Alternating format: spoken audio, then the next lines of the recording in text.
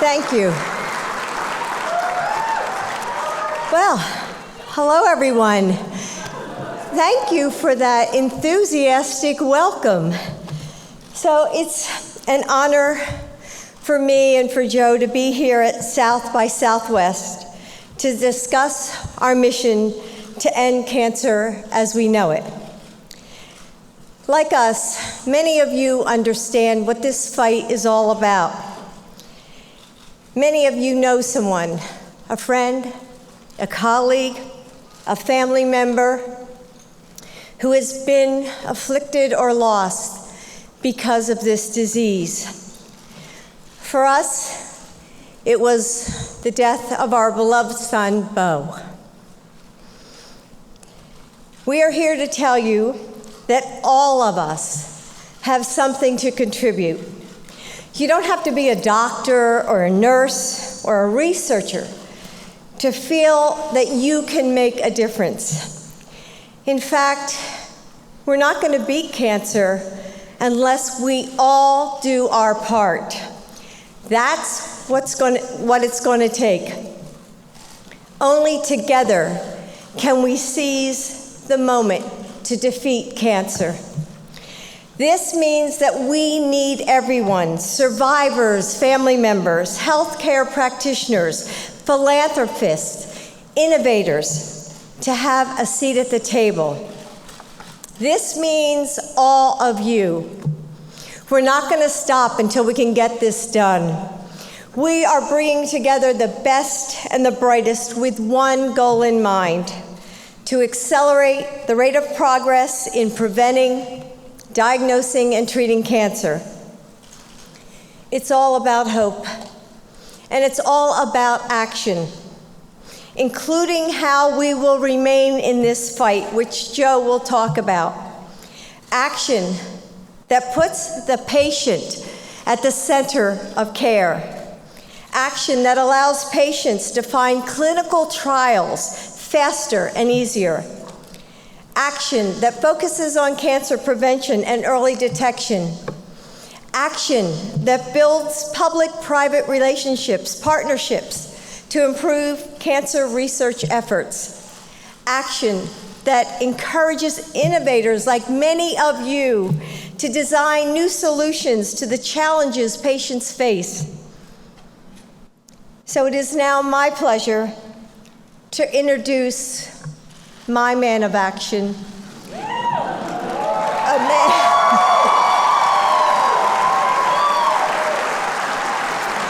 a man who always strives to make the seemingly impossible possible.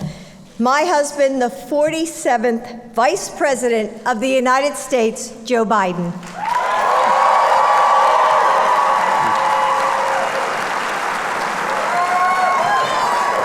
Hey, folks. Thank you. Hey, Jill.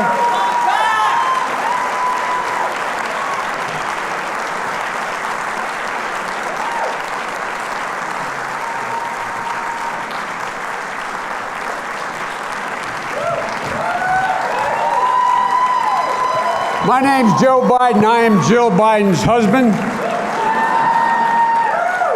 And I was just checking to make sure if I got her directions correct.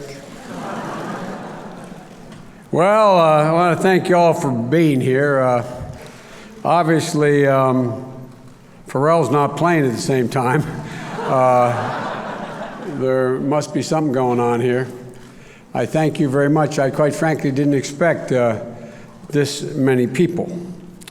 But in all seriousness, your presence speaks volumes, volumes. It tells me that so many of you have either experienced or had a family member or a friend who had a run-in with cancer, or that you feel the obligation to be engaged. This is a diverse audience. Some of the people here are genuine experts on all aspects of cancer. Others of you, as I said, have been touched by cancer. Jill and I decided that we were going to devote at least a portion of the rest of our lives in this fight against cancer. There are 16 million people who die from cancer every year. And if we don't do anything about it, the status quo ante remains. The experts predict that by the year 2020, 26 million will die.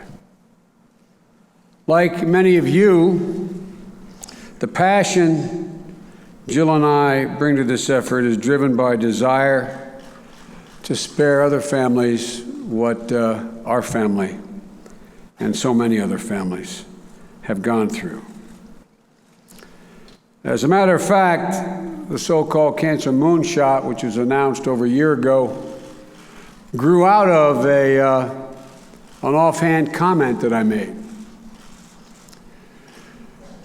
We had lost our son on Memorial Day, and I had been putting off a decision as to whether or not to seek the Democratic nomination for president.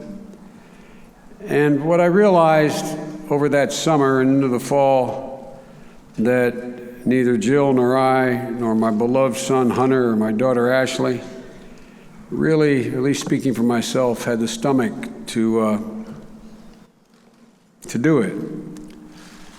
No one should ever run for president of the United States unless they are prepared to give every ounce of their energy to that undertaking. And so, after a long talk with the president, the decision I made was to announce I wasn't running, and the president said, let's do it in the Rose Garden, and he walked out with me, and I made an offhand comment. It wasn't a prepared script.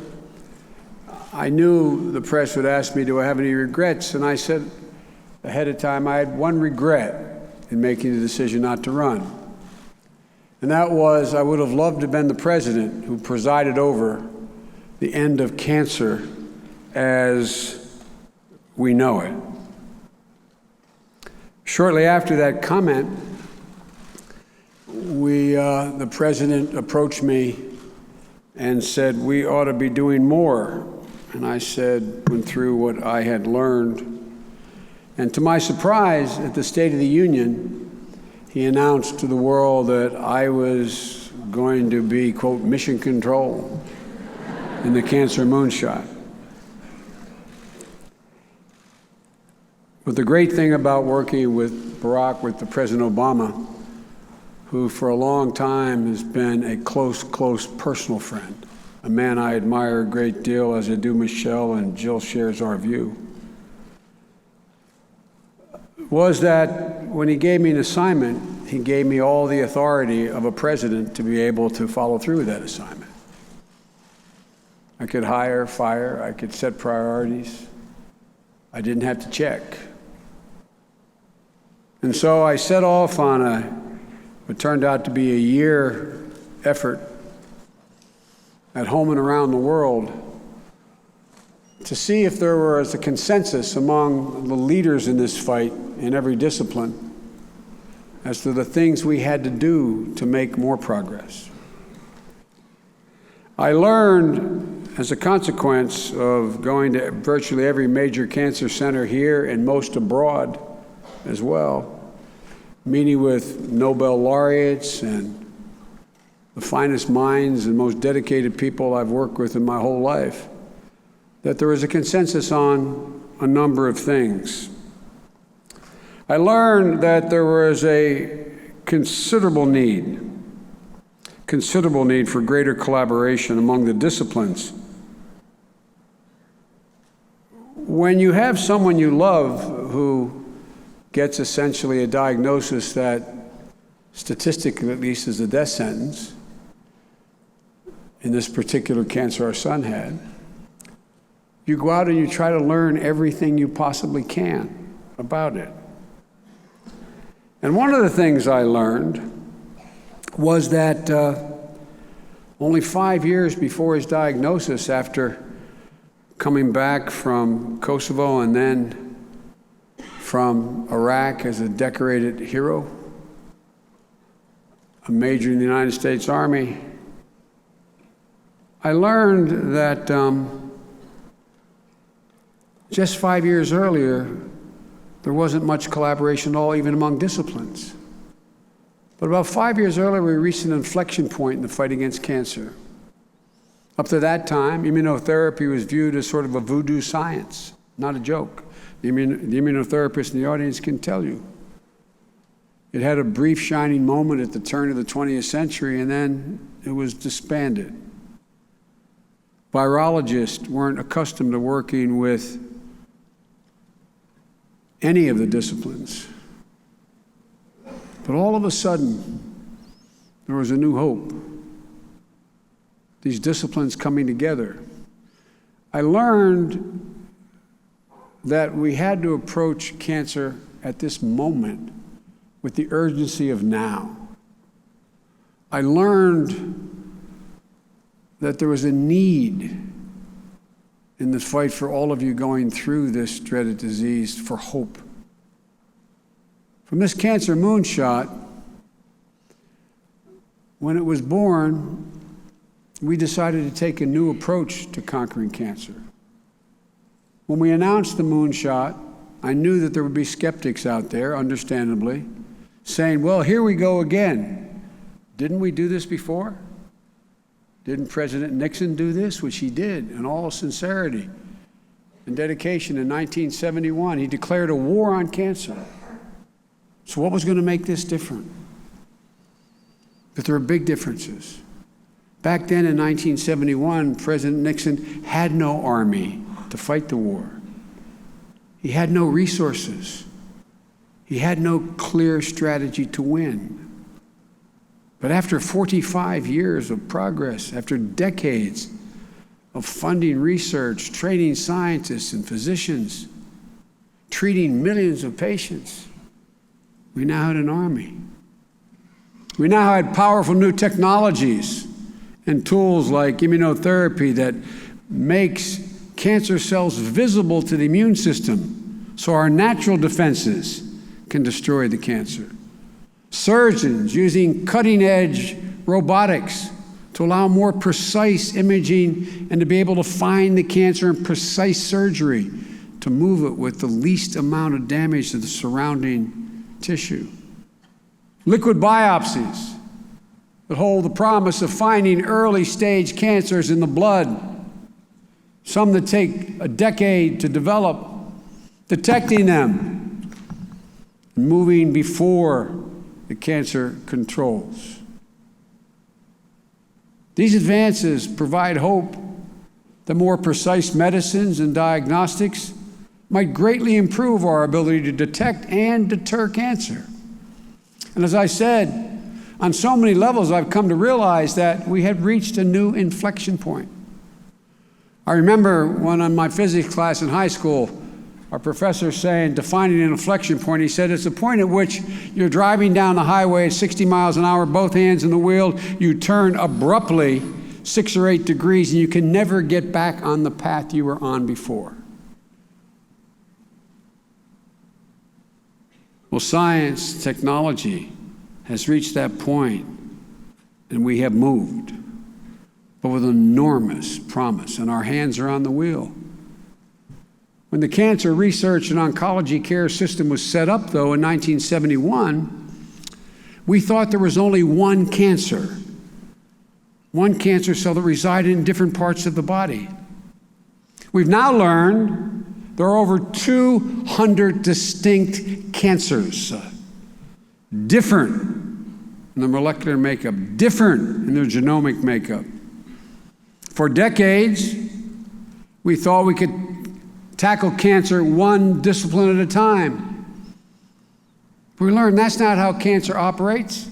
Cancer uses every tool at its disposal. It hides from the immune system. It builds its own blood supply system. It uses viruses to spread. It literally engineers friendly cellular environments within your body to support its survival and its growth. And it knows how to spread through the body using pathways and mutations we don't even understand today. And cancer never gives up. It never surrenders. And that's why we must use every discipline cancer does. And we're starting to do that. As I said 5 years ago, oncologists were routinely working closely with immunologists, virologists, geneticists, chemical and biological engineers. Now they are. Immunologists are finding the keys to making cancer cells visible so you can target them. Virologists are working on vaccines to prevent and treat cancer in the first place. Geneticists are categorizing and cataloging mutations that drive the very cancer that causes the damage. Chemical and biological engineers are helping design cellular, environmentally hostile environments for the cancer in the body. And for the first time, they're all working together. And there's recognition that by aggregating and sharing millions of patients' data like the genomics, family history, lifestyles, treatment, outcomes, by using the supercomputer power we have, we can find patterns. We can now do, as many of you techies in the audience know, 1 billion calculations per second, which will allow us to understand why one therapy or treatment works in one person and not in another. I've also learned from the best minds in the world that the strategy we've been following up to now has been the equivalent of fighting the last war. The model of scientific breakthroughs for most of our history in medicine was individual achievement, like Jonas Salk creating the polio vaccine. There was little, if any, sharing among hospitals or researchers, and little ability to share whatever data they had. And our funding processes and research systems primarily still follow that old model. But we have a whole new array of weapons. We have an army. We're still following the old model. So when the president asked me to set up this moonshot, I structured a different goal, designed around two goals: injecting an overwhelming sense of urgency, as I said, and changing the culture as to how we approach this fight. And here's how we did that. The Cancer Moonshot had 4 primary parts to it. The first, when we set up with the White House Cancer Moonshot Task Force. That's a fancy way of saying we took every federal agency that exists that has had anything to do with fighting cancer, and some that heretofore were not included, and brought them all together with a simple proposition. One of the leaders said, it's going to take me it was in March, it's going to take me till January until we find someone to head such and such a department. I said, looked at my watch, I said, what is it? It's 5 after 5, March the 7th. I said, if you don't have someone by March 15th, you're fired. Well, son of a gun. Guess what? We had someone by March the 15th. Not a joke. Not a joke. Because I promised the private sector and all the great hospitals like MD Anderson, who took care of my son, one of the great hospitals in the world, who's sponsoring this, among others. I promised them I'd do everything I could to knock down every silo that existed at the federal level, impeding progress. We break down the barriers, enhance efficiency of coordination of what we already were doing. The task force was made up of the heads of all government agencies traditionally involved to be part of this coordinated government effort. And under my leadership, we engaged the government agencies that were involved in the fight historically, the ones that should have been, and ones that should have been involved that never were involved. From the agencies you'd expect, like the National Institute of Health, the National Cancer Society, the NCI, the National Cancer Institute, the Department of Veterans Affairs. But to add to that, I added NASA, the space agency, and the Department of Energy, and the Patent Office. People, what are you doing that for? We made a great deal of progress. For example, a major tool in the fight against cancer, as you all know, is radiation. But you also know there are some very serious negative side effects to radiation. And you know that, honey, don't you? So did my son. But you're doing well, and you're going to be okay. And what happens is, it kills the bad guys, but guess what? It kills a lot of good cells, too. Even when it's really precise. Sometimes it goes through the cancer.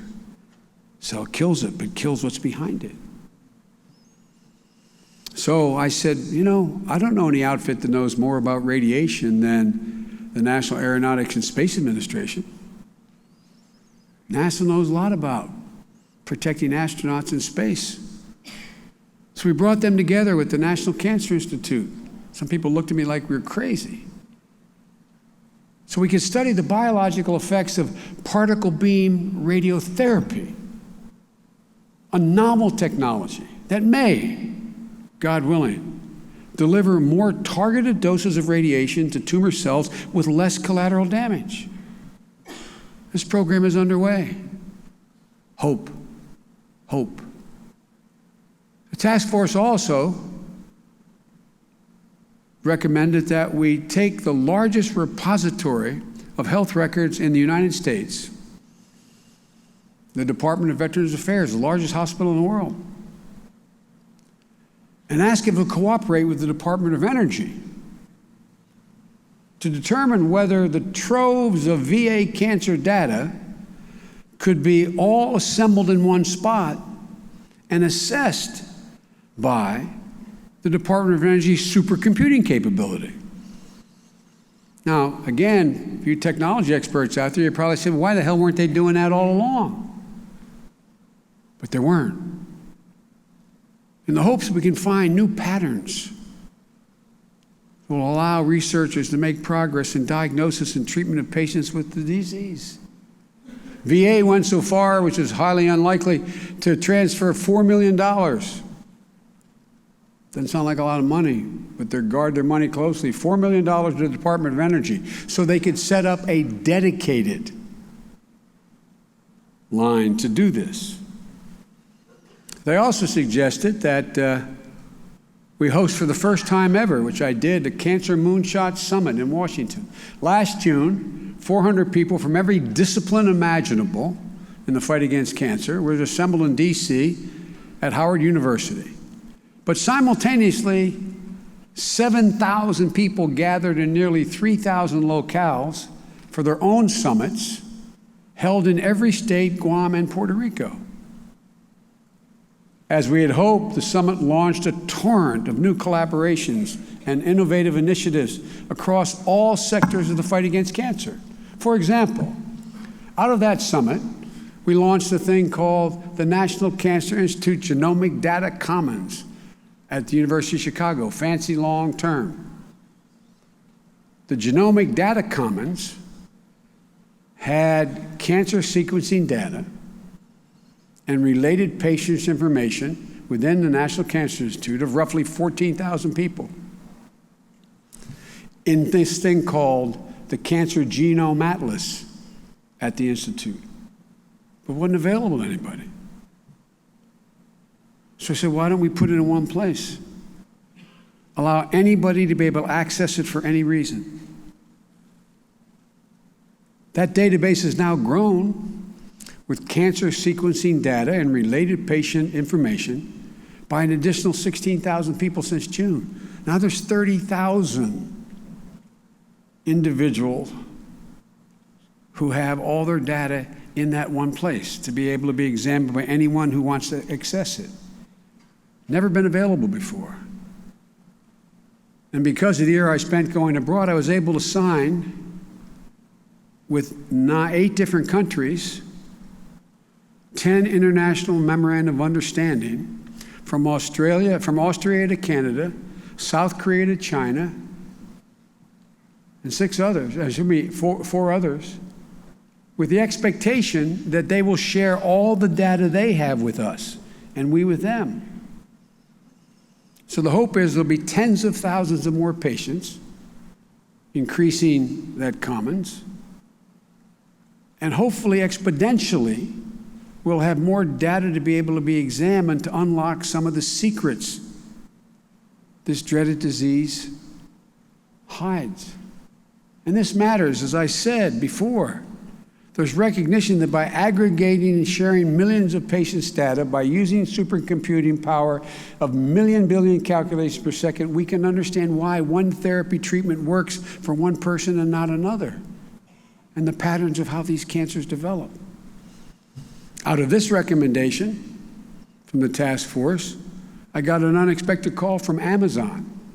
Maybe representatives from Amazon are here. I'm here to say thank you. They said, look, you're going to need an awful lot of space in the cloud to accommodate all this data. We will make it available to you for free. It's a big deal. Before this, you might say, what does Amazon have to do with curing cancer? There's hope. And by the way, let me define hope for you. Just since we started this aggregation of information at the University of Chicago, this data commons, 80 million times, hear me now, 80 million times that data has been accessed. 80 million times. From researchers all over the world. Again, increasing exponentially the prospect that someone, some few, some many, may find answers. Another thing we've done to increase our odds is we put in place last year a very practical tool, the ability to assess where every cancer trial in the United States is taking place and what the trial criteria are. Every cancer that is diagnosed, and we've got really competent folks all over the country. Competent oncologists in Bemidji, Minnesota, Smyrna, Delaware, not all the great centers of the world. Of everyone diagnosed, only 4%, 4 out of 100, ever are able to become part of a clinical trial, which is how research advances and may be the only hope for a particular patient when all other options have failed. But there was no way to really locate. That great doctor in Bemidji or some small town is not located near a great cancer center. Can't even find out. How can I get my patient into a particular trial? So I went to what we call the White House Presidential Innovation Fellows. Maybe some are here. President Obama had a great idea when we first got there. He said, why don't we tap into the incredible brain power and ingenuity of the folks in Silicon Valley and other places and get them to give to us on a yearly basis some of the finest minds in the country to come and work on modernizing how we deal with data in the federal government.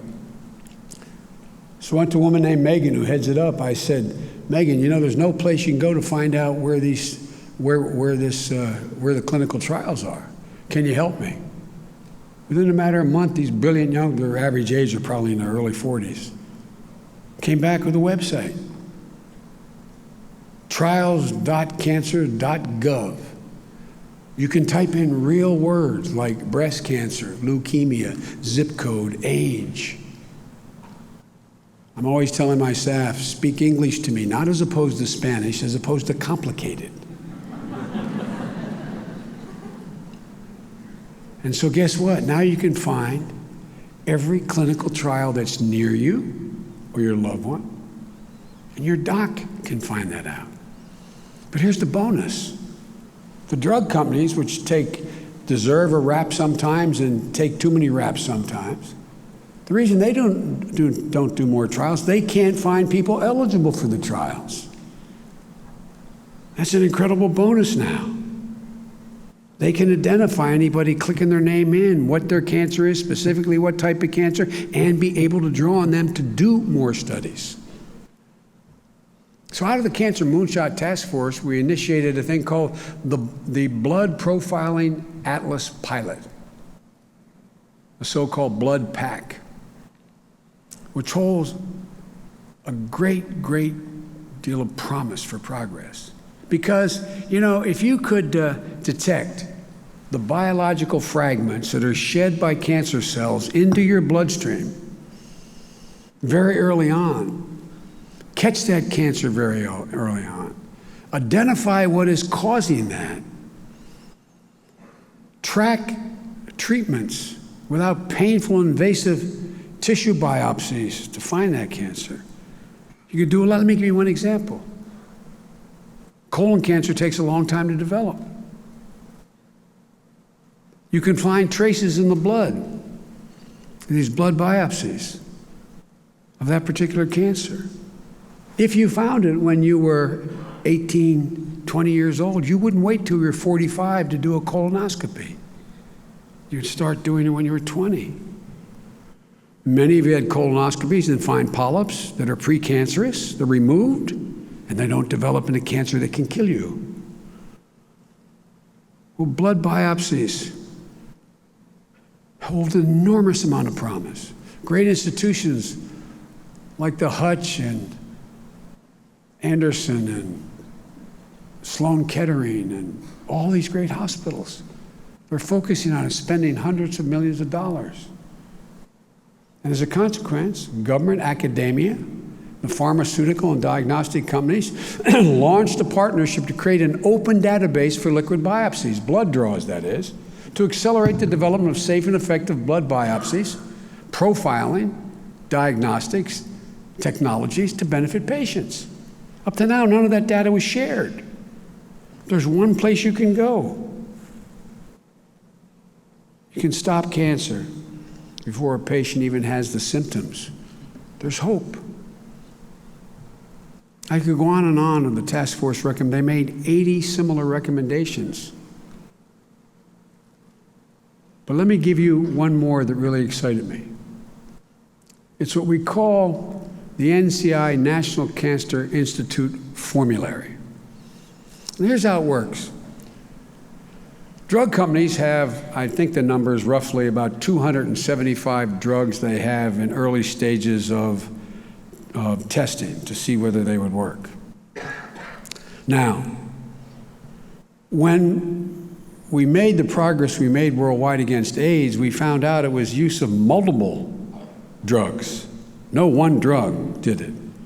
Well, we're finding out now, of late, researchers, that sometimes drugs in combination, drug company A, drug company B, and drug company C, all are working on a particular cancer with a particular therapy. And people think, well, maybe if you put all three together, we may have more progress. But to get some coordination to be able to allow you to use all three of their drugs can take you between a year and 3 or 4 years, or maybe never at all. So, got a really smart guy running this operation for me named Greg Simon. Greg came along with an idea.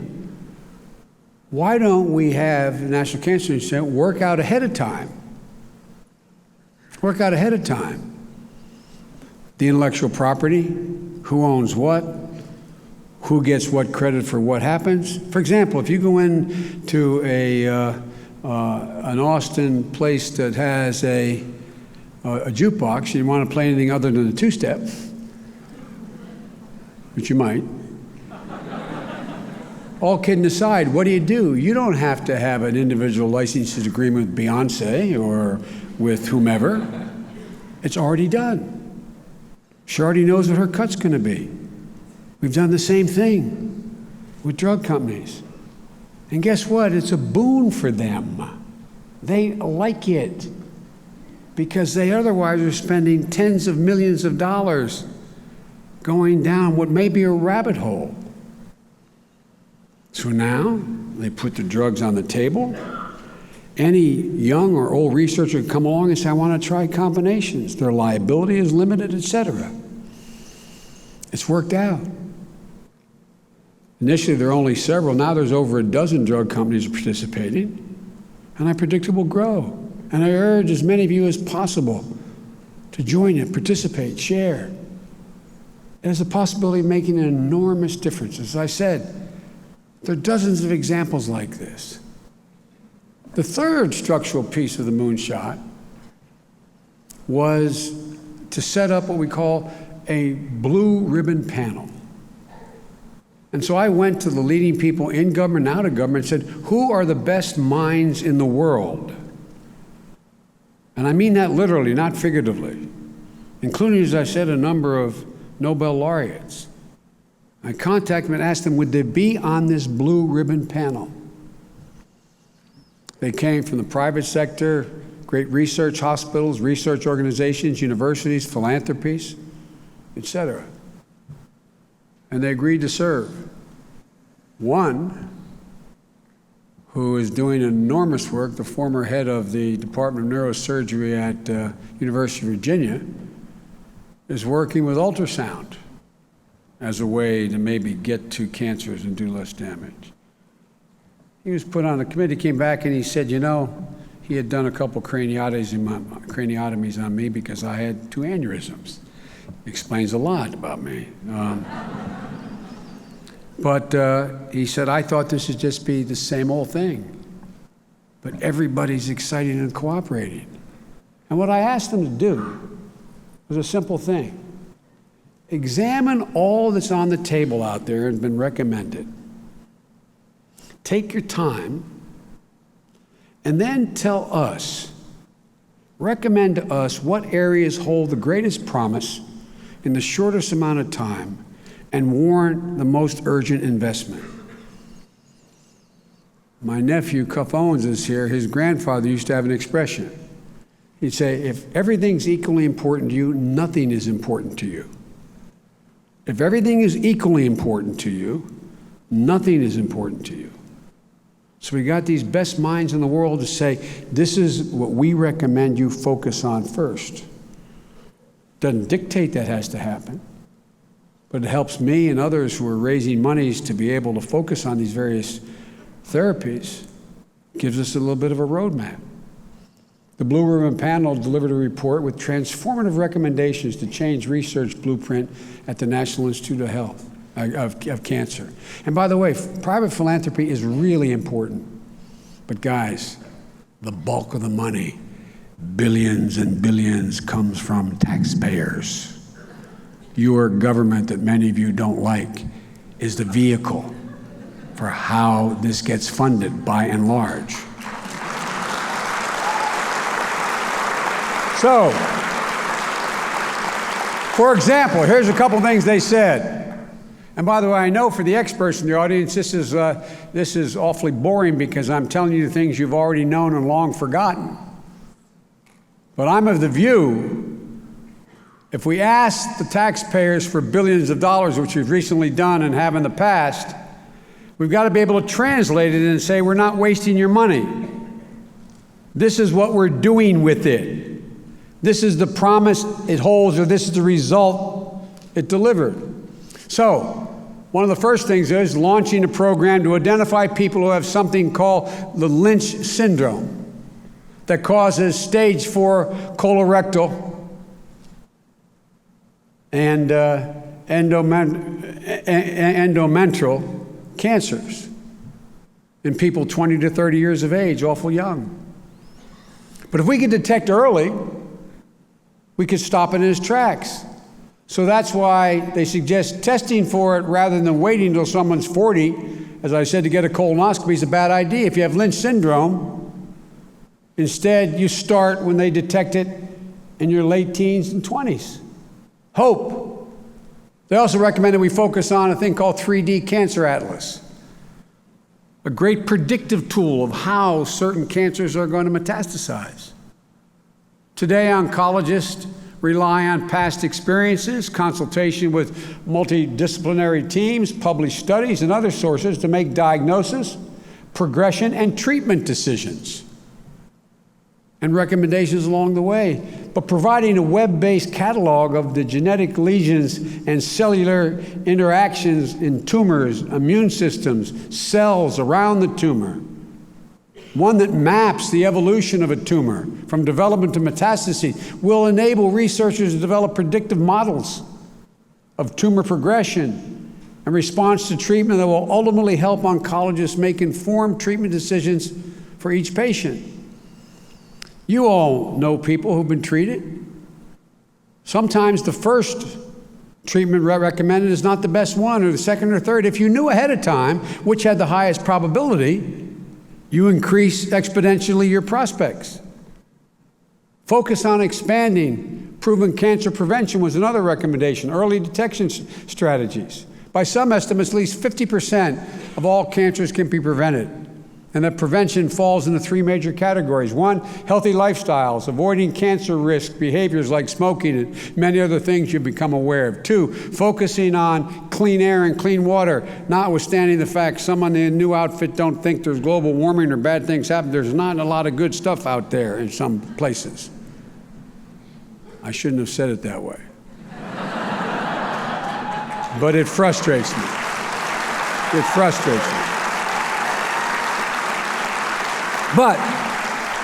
And third, making diagnostic tools available, including at-risk and underserved communities. We know that if you get a detection, you have a breast health exam, and you are tested.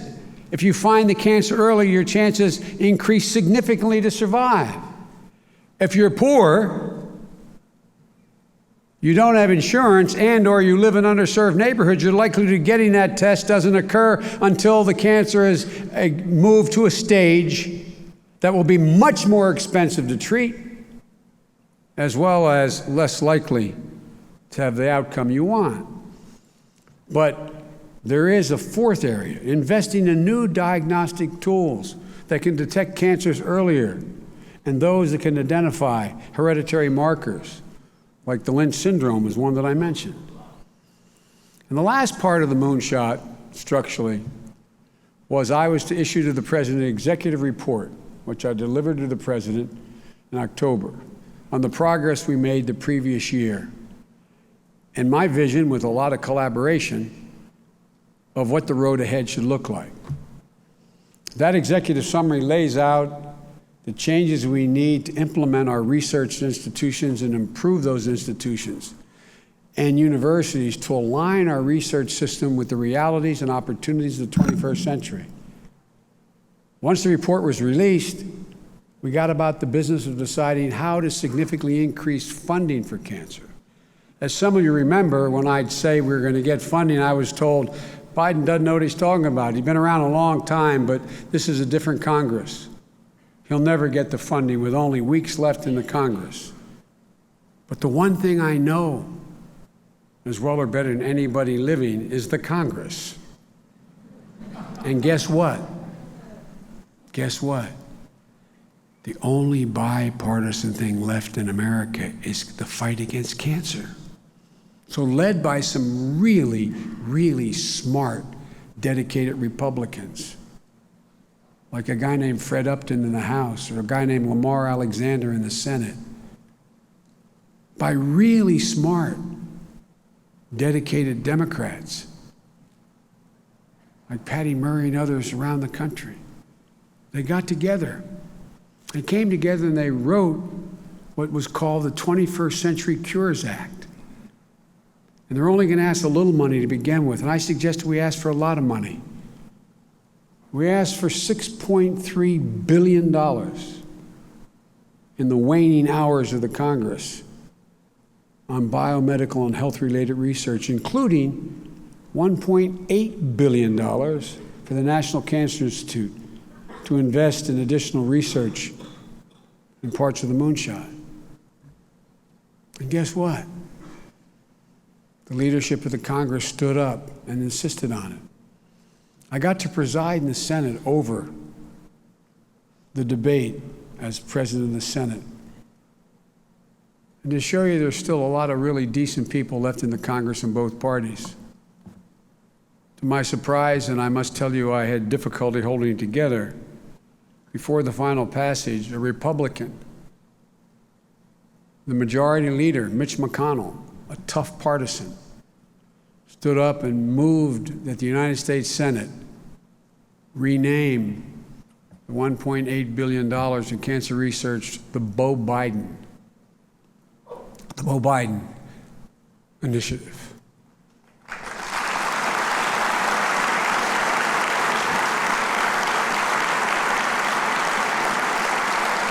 So folks, I know as you've read about me, many things But you always heard the last 8 years and referred to me, I was listed as the White House optimist, like I'm the new guy in town. I am optimistic. I'm optimistic about the American people. Given half a chance, they've never, ever, ever, ever, ever, ever let their country down. And the core of the Republicans in the Congress and Democrats are good, decent, honorable people being almost artificially separated by a new kind of partisanship. I'm confident we can break through it. I'm confident it can be done. And it's my hope that this new administration, once it gets organized, and I'm not being facetious,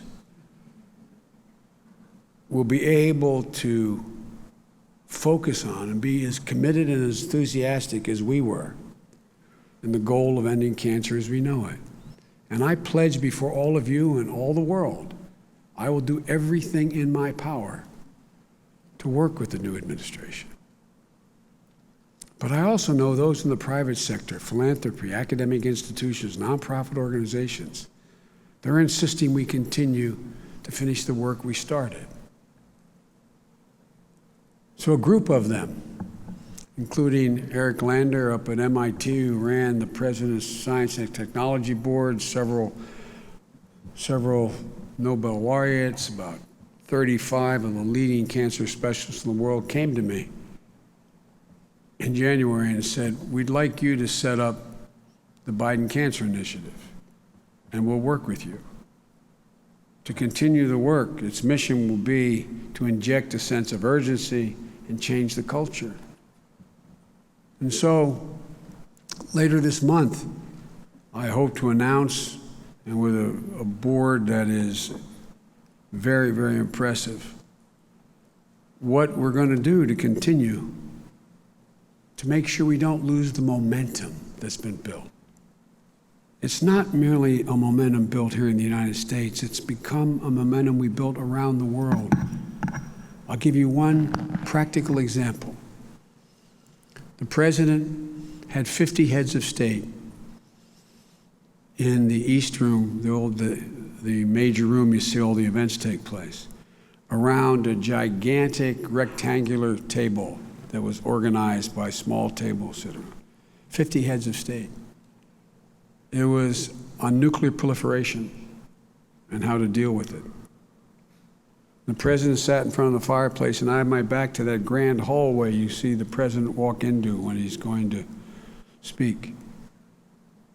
And before he began, he looked at everyone assembled and said, ladies and gentlemen, I know, he was serious, I know you want to speak to the vice president about cancer, but let's take care of the nuclear issue first. Not a joke. This is a dread worldwide, and I'm convinced we can make gigantic progress, but we need your help and your involvement. South by Southwest has brought together some of the most creative minds in the world, whether it's in entertainment or music, science, technology. You all might think that patient medical data, research data, clinical trial data is really shared in this high-tech age of instant communication and connectivity, but it's not. You might think that when there's a successful outcome treating a deadly cancer in one medical setting, that all docs around the world know what that is and they can use it themselves for their patients quickly, but it isn't. You might think that when doctors and researchers take blood samples or tissue samples from patients, that is done by a standard taught in medical school that is constant throughout the country. It's not. You might think that when companies or researchers at universities have a trial that fails, they would let the research community immediately know it by posting the data to avoid other people going down the same rabbit hole. They don't. They don't. You might think that at a time when Facebook has an algorithm to tell if someone is exhibiting potentially suicidal tendencies, that our medical centers would be able to find and test people at risk for certain cancers. But they can't. Why? You might think that when people get a cancer diagnosis from their doctor, that there's someone in the hospital to help them navigate all the decisions they need to make, to help them deal with their fear and anxiety, but there usually is not. That's why we need your help.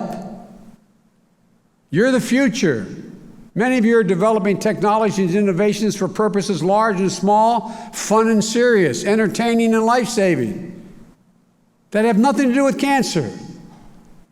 But you can make a gigantic impact. We need your ingenuity. We can have a profound impact on cancer. We need you to help us reach people who need to change their behavior and avoid cancers. You're doing it for getting people how to figure out how to buy a product. Why does it not work? We need to reach people to make it clear to them why it's important to get tested, how to do it, and why it's painless.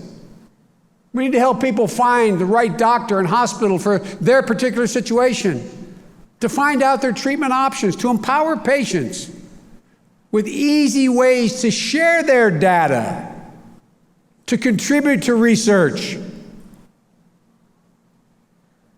And perhaps most importantly, we need to connect cancer patients and their families to others with the same cancers, so they can learn from each other, share advice, encouragement, and hope. Toward the end, my bow was, we were told, and they did a wonderful job, a trial of one. He had a thing called anti-PD-1 injected in his veins, and then an adenovirus directed directly into his brain.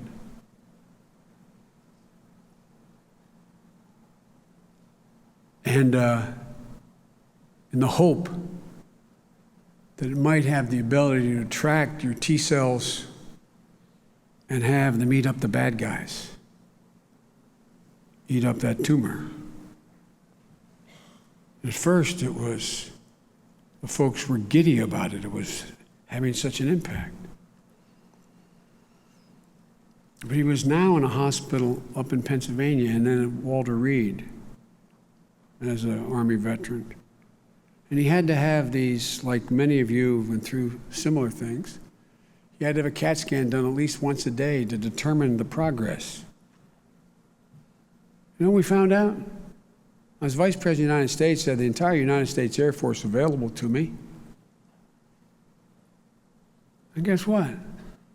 There was no way to share the result from that CAT scan at Walter Reed or at Jefferson Hospital with the folks at MD Anderson, because they had different electronic data methods of keeping data. So my son-in-law is one of the leading surgeons in Philadelphia, would go in with his cell phone and take a picture of a CAT scan and communicate it by cell phone to MD Anderson. When Barack and I wrote the Recovery Act, which spent over $800 billion in 18 months preventing what's most 80% of the economists say from a Great Depression,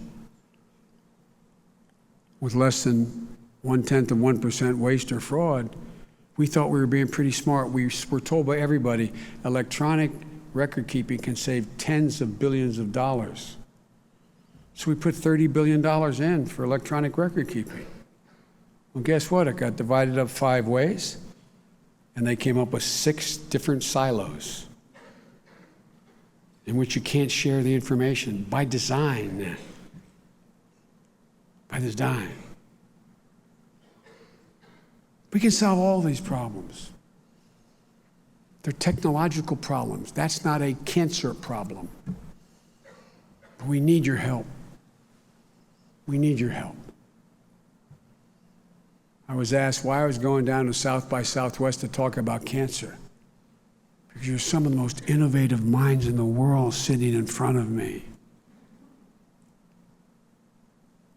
If I can take my cell phone and find out exactly what movie is playing here or anywhere in the country tonight and what times there are, if I can track a check I wrote to know exactly when it was cashed, and I can go on, why can't I do some of the things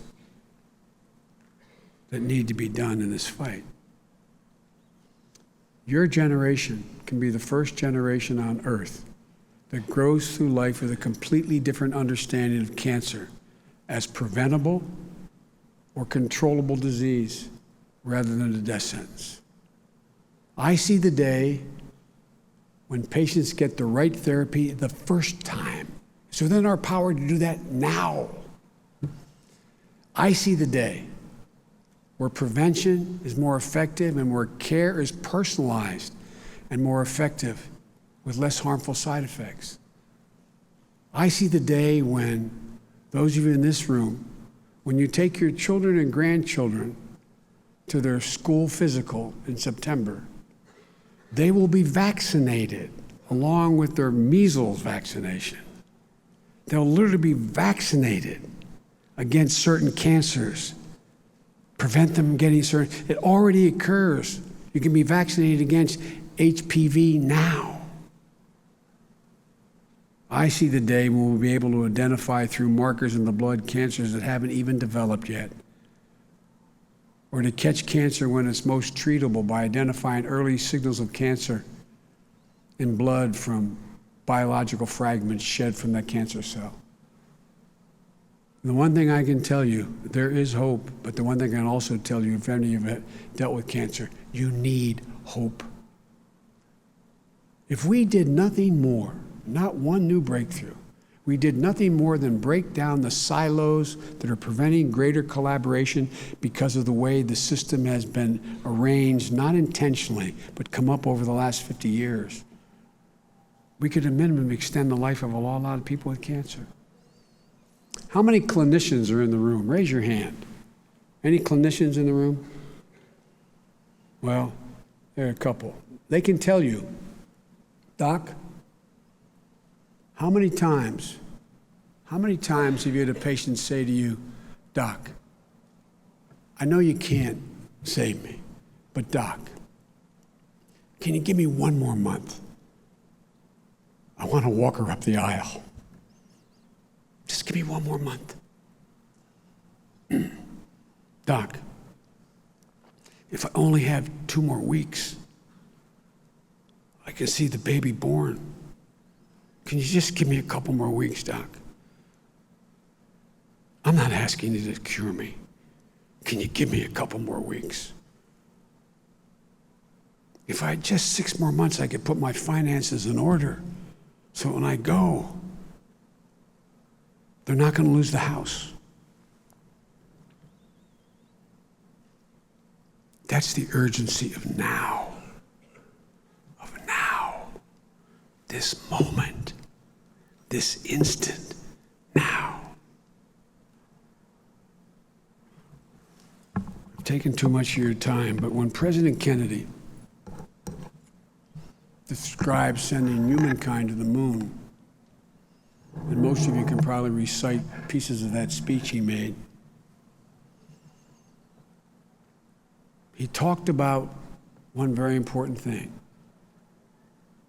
He talked about the effort to go to the moon as something, a commitment that the American people have made and that they were, quote, unwilling to postpone. That was his phrase. He said, we as Americans, we are unwilling to postpone. I am unwilling to postpone for one day longer the things we can do now to extend people's lives, and so should you be. We can make enormous progress. Thank you all. Thank you for your time. I appreciate it. Thank you.